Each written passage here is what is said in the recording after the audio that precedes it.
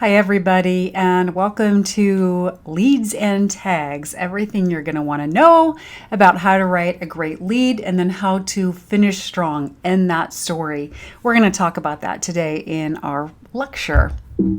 So, what is a lead? First of all, I think that's really important to distinguish what leads are. There's what we call an anchor lead-in, and I'll show you an example here in a second, but the anchor lead-in is what we're going to really talk about today in this lecture. It's that piece of information that catches the audience's attention. It's the opening of the paragraph the news anchor reads before your package plays. So, not to be confused with another lead, which is the lead sentence to your package. So there is the anchor lead, which is what we're going to talk about today. The lead, the first sentence of your package.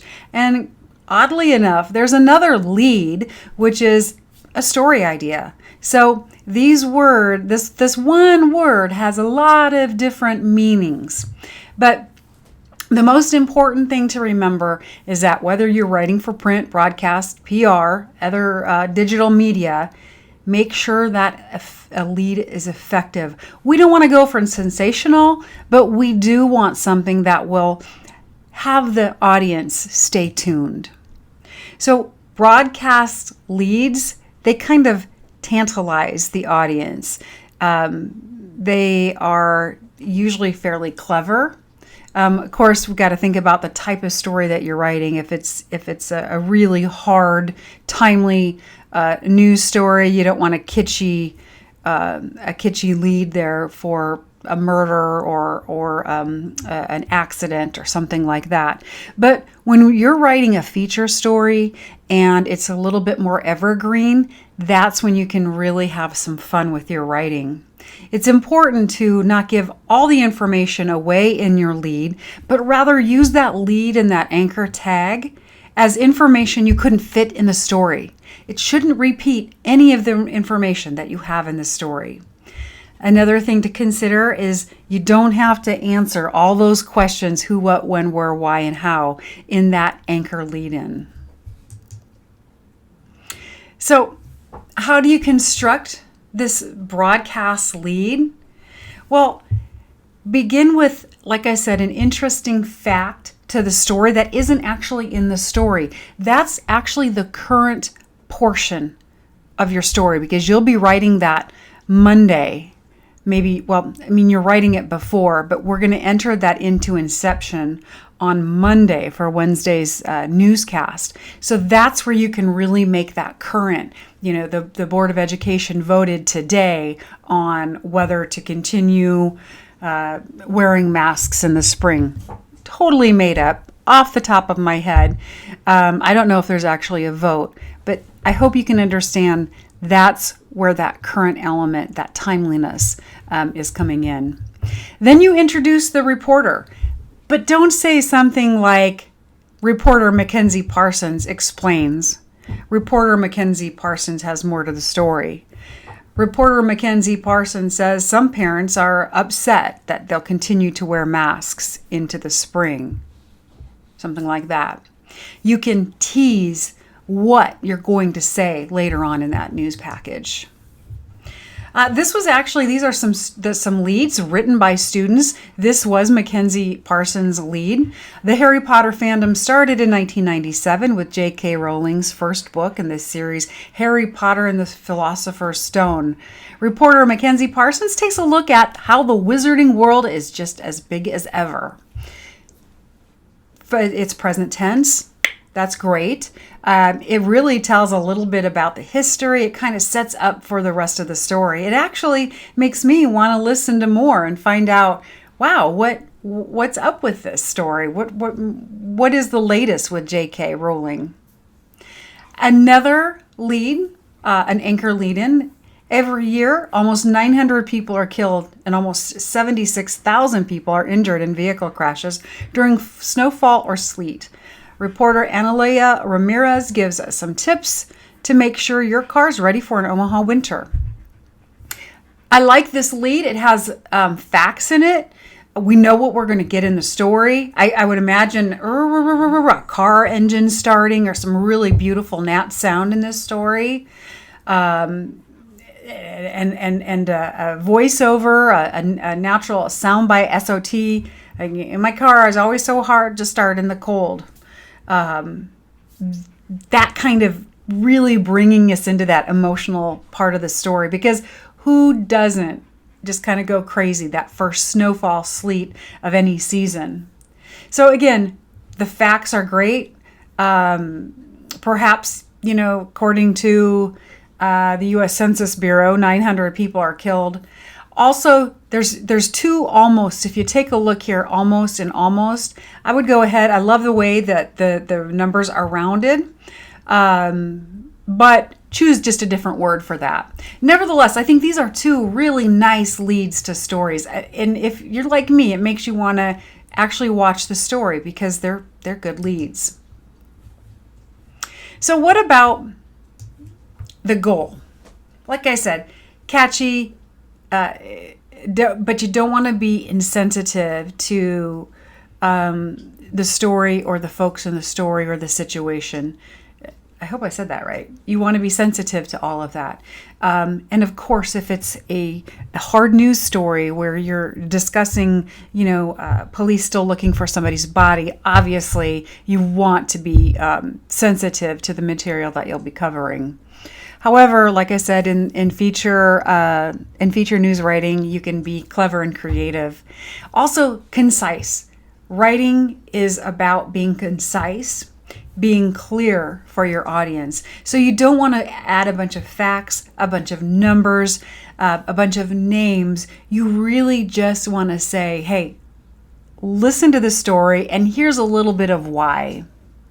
And then also, we want to stay current. So the lead, we have to always remember when we put into Inception our anchor lead in and our anchor out, that this is going to air on Wednesday. So always keep that in mind. And in broadcast writing, we rarely give dates.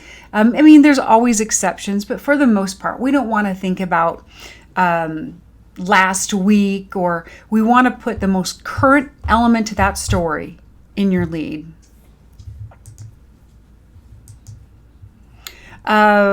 Write conversational.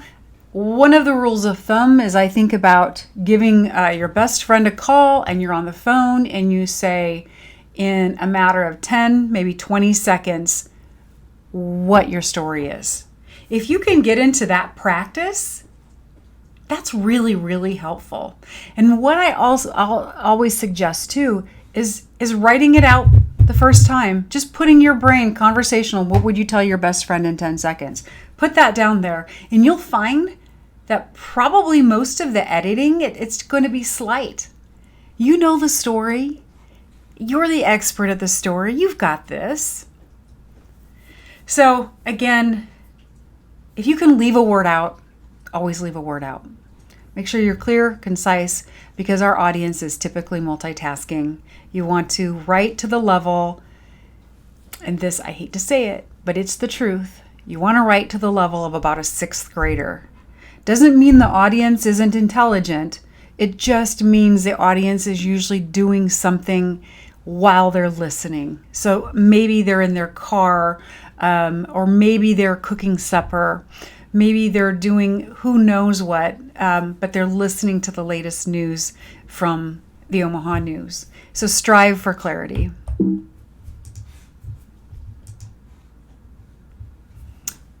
What's an anchor tag? I don't know if you've been introduced to the concept of an anchor tag, but in our class, it's really important. I call it by the way.